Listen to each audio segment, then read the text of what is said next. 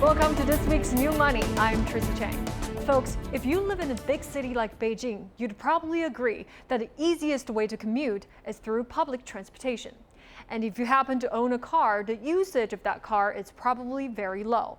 What if I tell you that you can capitalize on your car that's sitting idle? Well, today we'll look at a company that helps you do exactly that. Guan Yijing bought a Mercedes-Benz 6 months ago but has driven it only 2,000 kilometers. Instead of spending money on her car, Guan has found a way to let the vehicle earn money for her. She makes it available on a peer-to-peer car-sharing site called AT租车 and then selects the best offers from people who wants to rent it. As soon as an order comes in, I get an SMS or an app alert, and then I decide whether to accept it. I get the user's rental history to see what kind of car he used to rent and why he wants to rent mine. Some people rent to take long-distance trips, but I prefer those who just drive in the city. Today, Guan has accepted an order from Heng Yao, who usually rents from AT租车 to drive his dates around town. Guan took a careful look at Heng's ID card and driver's license, and the two parties signed a rental contract before Heng drove away, presumably to pick up his girlfriend. I've rented cars on the platform 3 or 4 times. The car is delivered to my door within 2 hours. There are 7,000 models, and I can choose whichever one I like. AT租车 was established in Shanghai by Zhang Wenjian and a partner nearly 2 years ago. Zhang came up with the idea of sharing cars between individuals after reading about Airbnb, a website that helps travelers rent houses from local hosts in more than 190 countries. If one can rent houses, Zhang thought, what else could be rented?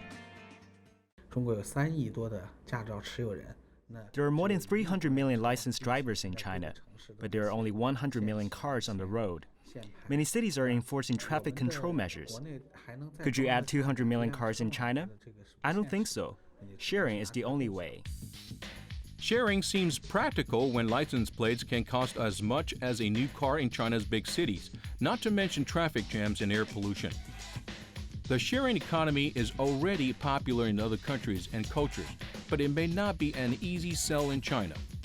That's because most Chinese who are still savoring the joy of owning their first car find that sharing their vehicle with strangers isn't fun or simple.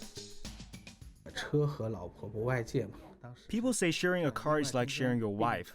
No one wants to do it. Cars can be damaged when someone else is driving them. So the priority is the safety issue, the insurance. There was no car insurance that covered damages by ours. So we talked this over with all of the insurance companies. And finally, China Pacific Insurance put together a policy for us.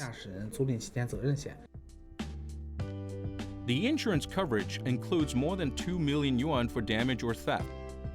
AT租车 assigns staff to check each car before they are rented and attaches what is called an AT box that allows the owner to track their vehicles on a website. With all of that protection, more than 30,000 owners have made their cars available for sharing through AT租车. You can even find a 50th anniversary limited edition of Mini Cooper, and there are only 300 of those cars in the world. And since AT租车 does not need to buy cars or maintain them, and the cost of operating its platform are low, rental fees can be 50% cheaper than traditional car rentals. About 300,000 car owners and renters have registered on AT租车. More than half of them are people aged from 25 to 35.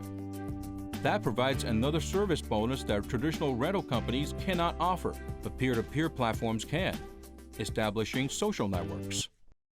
Offering social connections is just one of several ways that AT租车 has expanded its market. Each new renter, for example, gets a 200 yuan voucher. Not only is the company giving out money, all of the rental fees so far have gone directly to the car owners.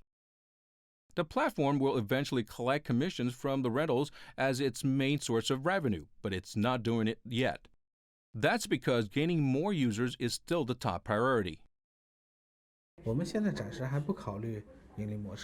We're not thinking of making a profit now. Our next step is still getting people to use the service. and then we will consider charging fees on some value-added services.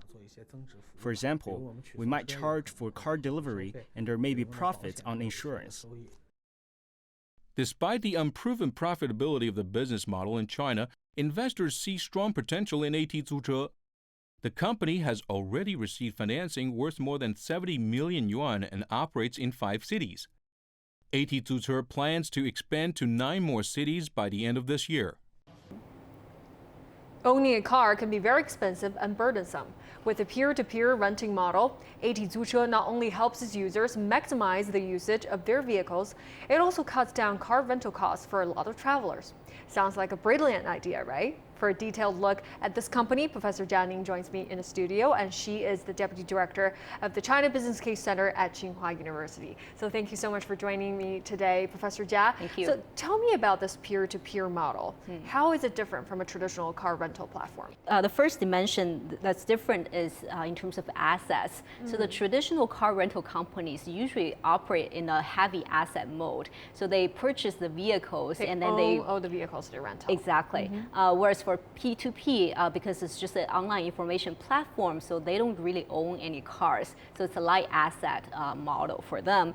And second dimension that's different is in terms of pricing. Because the traditional B2C model, they have high capital expenditure, so their cost structure is very different, and their costs tend to be higher than it is for P2P companies. So, which means the P2P companies in turn will be able to offer a more competitive price for their end users than the traditional, B2C companies. So the P2P company is usually able to offer a, say, 20%, discount.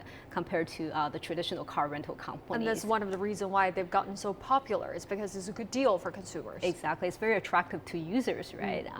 So fourth difference between the P2P and B2C model is the service standardization. Because the traditional B2C companies, they own the cars that they're renting out, so they have more control over the supply, and which means it's easier for them to standardize the service. Whereas for P2P company, because every time they're dealing with a different combination of car owners and renters, so it's more difficult for them to standardize the service. That's right. So it's a little bit more difficult to operate. Exactly. For a P2P model. That's right. So Professor Jia, this is how I understand this P2P car rental model. So I'm a traveler. I need a car. First, I have to have a driver's license. I have to submit my driver's license to this platform, right? That's right. I think this step serves two purposes. The first one is the company needs to keep a record of every renter to ensure this person is reliable. And secondly, this is a really good way to accumulate a large database of consumer information, so later on the company can do data analysis on its users. That's right. They know how old you are, whether you're a man or woman, where you live, what kind of car you like, etc. Then the second step, I go on the internet and pick out a car that I want, right? Because they have a variety of different cars available on the internet. And after I pick the car, I pay a deposit. So they need some money from me up front. That's right. So that's one way to lock in the users, make sure they don't cancel the order later on. Or to make the canceling cost higher. Exactly. So after I do that, I can actually contact the car owner and arrange for a place to pick up the car I want. Right. That's how it works for a traveler. But for a car owner, first, what do? I upload my car information onto the platform. So the platform will have the information about my car, how old it is, whether it's safe, insurance, stuff like that. And then I guess I get a business and I can choose whether I want it or not. That's correct? Right. Yes. And then I would deliver my car to this renter, and before we know it, I collect my money. Right. That's right. Exactly. So this is how the P2P platform works. Right. So if you think about it, it's essentially an online information platform that matches between the car owners and the renters. That's right. It's like a matchmaker. Exactly. So AT租车 CEO said they're not making money yet. And that's not a surprise, because a lot of internet companies, the first initial stage is just to burn money. But there has to be an expiration date to that period. But usually, how long does that period last? At some point, they would have to turn cash positive, right? For internet companies, especially in the early stage, accumulating enough users is more important than finding the right revenue model. So this is essentially part of so-called the internet thinking. The VCs who are investing in these companies are also buying into this idea. So one of the fastest ways you can accumulate users is by spending more on marketing, right? So that's where the burning money comes in. And the VCs are actually willing to pick up the tab for user acquisition costs. But of course, as the company gets bigger and after the company goes IPO, they will have to find the right revenue model to be profitable.